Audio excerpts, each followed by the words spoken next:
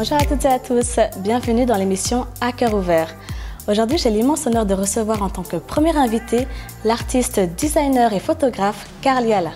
Allons l'accueillir ensemble.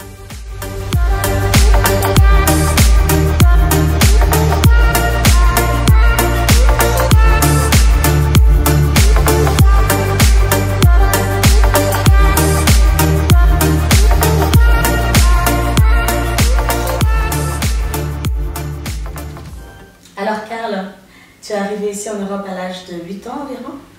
Tout d'abord c'était à Marseille, maintenant à Berne. Dis-moi un peu, comment tu as vécu ce changement d'ambiance? Parce que Marseille, on connaît quand même. Le changement d'ambiance, je l'ai vécu assez difficilement.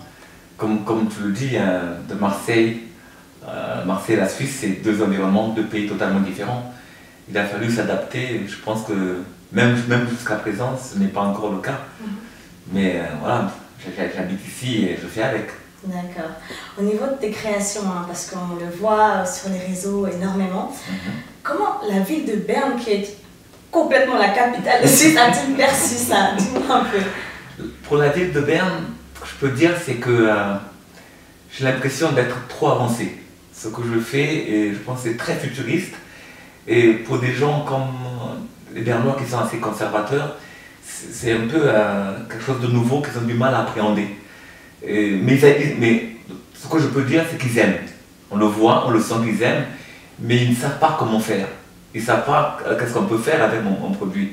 C'est la première réponse que je pourrais apporter, parce que souvent, quand je présente, oui, ils viennent, ils observent, ils me suivent, mais ils ont du mal après à savoir avec ce qu'il fait, qu'est-ce que nous, comment on peut collaborer ensemble. Et sur ce point-là, c'est assez difficile. D'accord, c'est vrai, j'imagine bien. Oui. Et donc, au niveau de tes créations, parce que j'ai vu que tu fais des robes bonbons, des robes même avec des sacs poubelles, attention, oui. Avec des métaux. Ces matières-là sont-elles pas lourdes à porter pour tes modèles? Le plus important pour moi, c'est que quand je travaille avec le matériel, c'est que je pense souvent au modèle. Je pense souvent à la manière dont elle va le porter. Et je fais en sorte que ce soit à l'aise. Donc si le matériel est assez lourd, je vais l'alléger en le coupant de petits morceaux, en utilisant de petites parties qui feront en sorte qu'à la fin le modèle soit à l'aise. C'est le plus important pour moi. Donc je trouve toujours une solution pour faire en sorte que ça puisse ne pas être dérangeant pour le modèle. Tu as cette robe que j'ai beaucoup aimée, la robe Coca-Cola. Oui. Alors tout d'abord, j'ai d'abord cru qu'elle était rose, mais c'est en regardant vraiment très près que j'ai vu que c'était bien du coca. Combien de temps tu as passé environ sur celle-ci, par exemple? On me pose souvent régulièrement des questions sur le temps que je passe sur mes créations. Pour moi, c'est difficile de répondre à ça. Je sais que c'est des heures, ce sont des mois que je passe souvent, surtout la canette Coca-Cola. Il a fallu que j'aille chercher des canettes, je ne les ai pas reçues de la firme.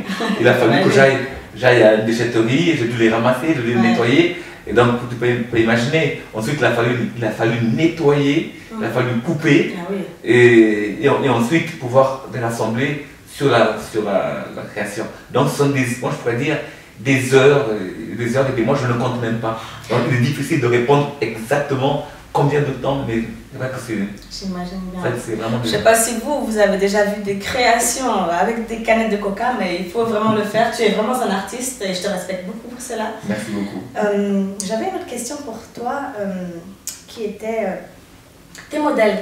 Oui. Tu les rémunères? Comment ça se passe? Tu fais des castings? Comment ça se passe à ce niveau-là?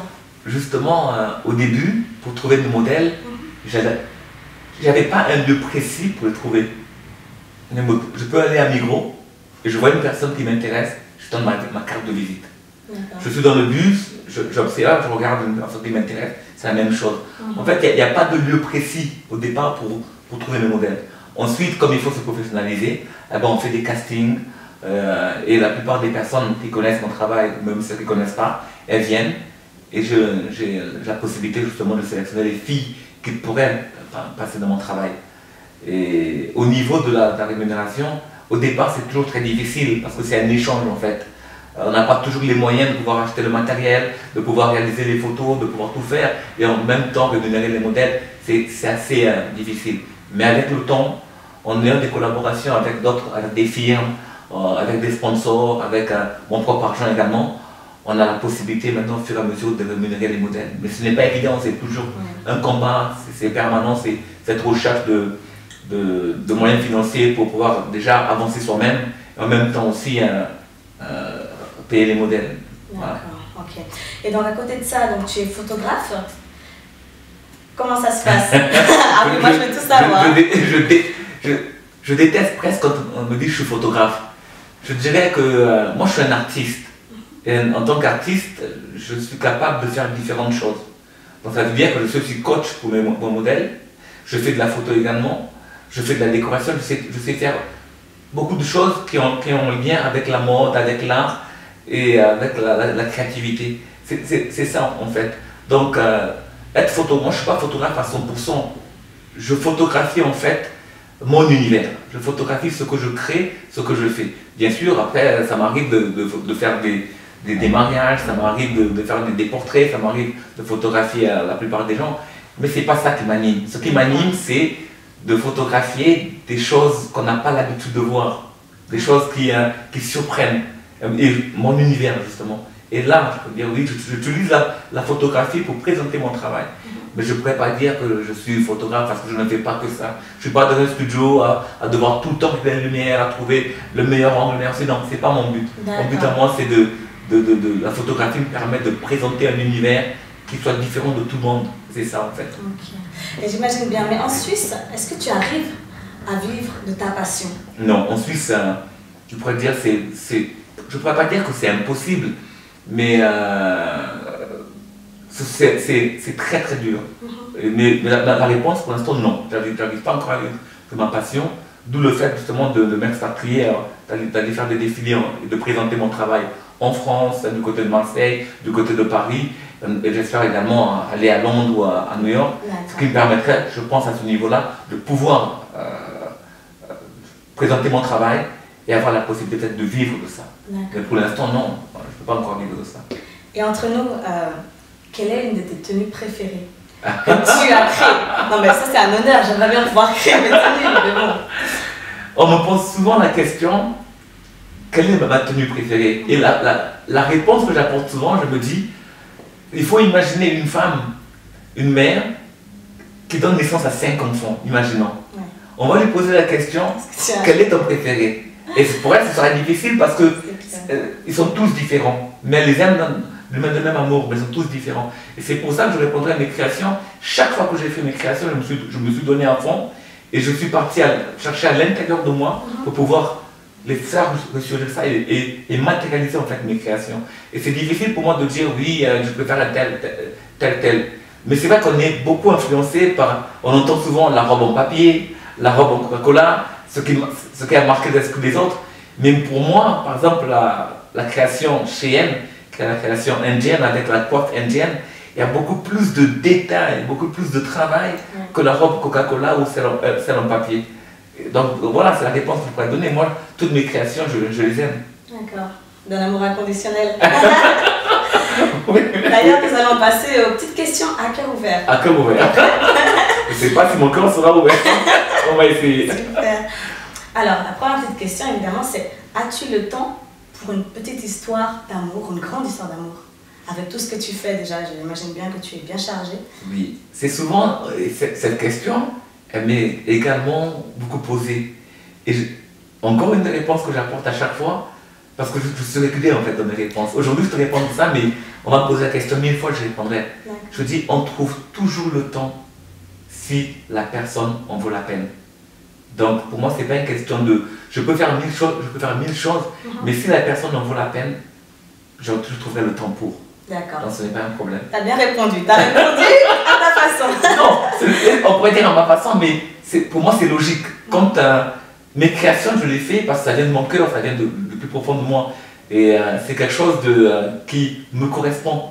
Et par rapport à une relation, pour moi c'est pareil. Quand je vis une relation, je la vis de manière intense et ça vient du cœur. Et si mon cœur me parle et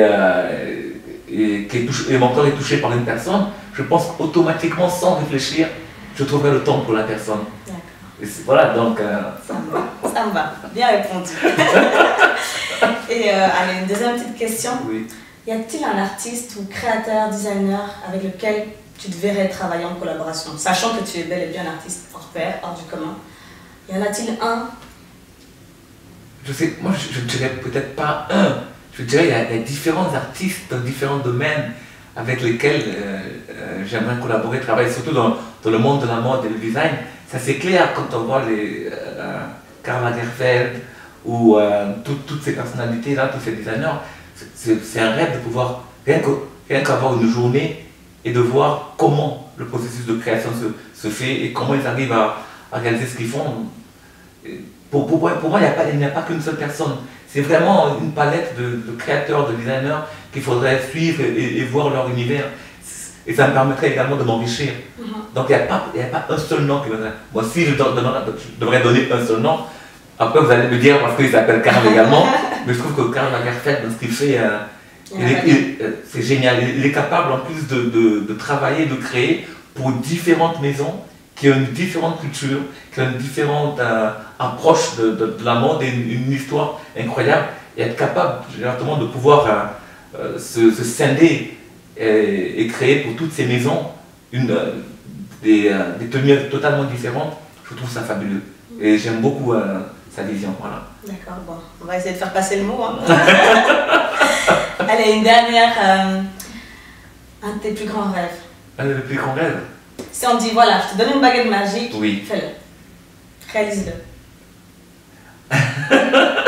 Le problème, dans mon univers, dans mon univers. Oui. Alors je dirais, c'est avoir la marque Cardiala, qu'elle puisse s'imposer au monde.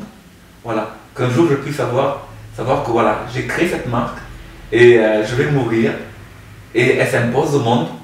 Je peux partir, j'ai fait mon travail et je laisse quelque chose. Tu laisses ta marque. Voilà, ma marque et qui va rester jusqu'à ce que je ne sais pas qu'elle va perdurer. Pas simplement, c'est ce que j'ai souvent espéré également, ne pas être simplement un élément de passage. Et j'aime les choses qui restent, qui marquent leur empreinte, qui marquent leur époque. Et même leur époque et le temps futur. Et c'est ça que j'aime.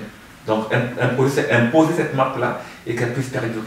D'accord, alors c'est tout ce que je te souhaite en tout cas. Merci. Et pour finir, tu as ce défilé oui. qu'il ne faut pas oublier. Ça oui. se passe le 24 mars à oui. Berne. Oui. Peux-tu nous donner un petit aperçu de ce qu'il y aura, comment ça va se passer? Juste un petit avant-goût afin que vous veniez tous. Ce que je peux dire aux gens, c'est que ils vont être surpris, agréablement. Je n'aime pas tellement raconter ce que je vais faire ou ce que je vais présenter. J'aime surprendre les gens. J'aime que les gens se posent la question, mais qu'est-ce qui va arriver? Qu'est-ce qui va encore nous présenter? Et c'est ça en fait, cet effet de surprise. Souvent, quand on me pose la question aussi, Karl, explique-nous tes créations. Je n'aime pas expliquer mes créations. Je préfère que chacun vienne, qu'il observe et qu'il arrive par sa propre imagination à pouvoir interpréter, à pouvoir voir selon son propre sentiment, selon son propre vécu. Je n'aime pas donner aux gens et les empêcher en fait de réfléchir seuls. Et c'est pour ça que pour ce défilé, je dis simplement, il faut venir et de là, vous verrez. Ils verront, je pense qu'ils repartiront avec quelque chose d'inoubliable. Et c'est ça. Ce défilé va leur permettre de repartir dans leur enfance, de voir également ce qui se passe dans le présent et de pouvoir se projeter dans le futur. Et c'est ça en fait. Donc il faut venir, c'est la seule chose que j'ai à dire. Ok. Donc le défilé s'appellera L'Air du Temps, le 24 mars à Berne. On affichera l'adresse tout à l'heure. Et Carliala, je te souhaite vraiment tout de bon pour la suite. Merci. Je te remercie. Et puis, tu m'invites au défilé ou comment bien ça sûr, se passe? Bien sûr que tu es invité. Après une telle interview, je suis bien obligée. Super.